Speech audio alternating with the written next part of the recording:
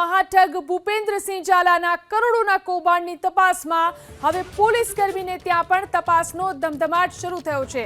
CID ક્રાઇમની ટીમે હિંમતનગરમાં એક police અધિકારીના ખાનગી બંગલામાં સર્ચ હાથ ધર્યું। ગુજરાત પોલીસ વિભાગમાં પીઆઈ તરીકે ફરજ બજાવતા કોમલબેન રાઠોડ નામના પોલીસ કર્મીના હિંમતનગરના ઈડર રોડ પર આવેલા બંગલામાં સીઆઈડી ક્રાઇમે સર્ચ કર્યું। જો કે સર્ચ દરમિયાન કોઈ શંકાસ્પદ વસ્તુઓ હાથ ન લાગ્યાની સૂત્રો પાસેથી માહિતી મળી રહી છે। મળતી માહિતી અનુસાર ભૂપેન્દ્રસિંહ ઝાલાના કર્મચારીઓના નામે ખરીદવામાં આવેલી કાર ભેટમાં અપાયાની શંકા છે। જો કે કાળા કલરની વૈભવી કાર ગાયબ થઈ હોવાથી તેની સીઆઈડી ક્રાઇમે તપાસ શરૂ કરી છે।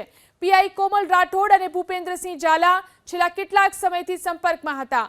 વર્ષ 2009માં એસઆરપી કોન્સ્ટેબલની કોમલ રાઠોડ અનામત મહિલા પીએસઆઈ બન્યા હતા અને વર્ષ 2015માં સાબરકાંઠા જિલ્લામાં પીએસઆઈ તરીકેનો ચાર્જ સંભાળ્યો હતો। સાબરકાંઠામાં 5 વર્ષ પૂર્ણ કરી કોમલ રાઠોડ અરવલ્લીના ટીટોઈ પોલીસ સ્ટેશનમાં પીએસઆઈ તરીકે ફરજ બજાવતા હતા।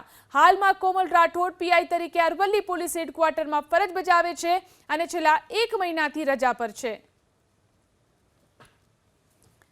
વધુ જાણકારી મેળવી અમારા સંવાદદાતા દર્શન પટેલ ફોન લાઈનથી જોડાયા છે। જી દર્શન, સર્ચ ઓપરેશન પોલીસ કર્મચારીના ત્યાં કરવામાં આવ્યું છે, શું છે વધુ જાણકારી? જી ચોક્કસ જ પ્રકારે આ બીઝેડ ગ્રુપ દ્વારા જે 6000 કરોડ રૂપિયા જેટલું જે કૌભાંડ આચરવામાં આવ્યું છે તેને લઈને જે સીઆઈડી ક્રાઇમ દ્વારા તપાસનો ધમધમાટ શરૂ કરી દેવામાં આવ્યો છે।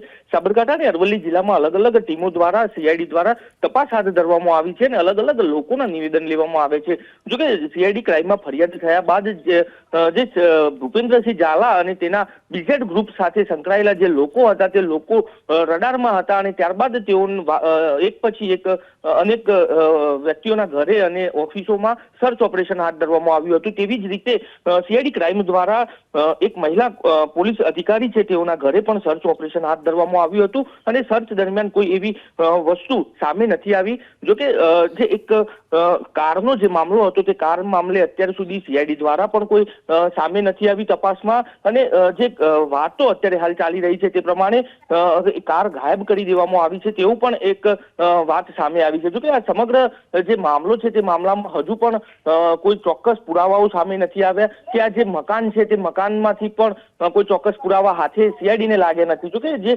કોમલ રાઠોડ છે તેઓ અગાઉ સાબરકાંઠા જિલ્લામાં પીએસઆઈ તરીકે ફરજ બજાવતા હતા અને 5 વર્ષ જેટલી સેવા સાબરકાંઠા જિલ્લામાં આપી હતી અને ત્યારબાદ તેઓ અરવલ્લી ખાતે બદલી થઈ હતી અને અરવલ્લી ખાતે ફરજ બજાવતા હતા। જો કે અત્યારે હાલ તેઓ રજા ઉપર હોય અને ઘરે હાજર હોવાનું જાણવા મળી રહ્યું છે।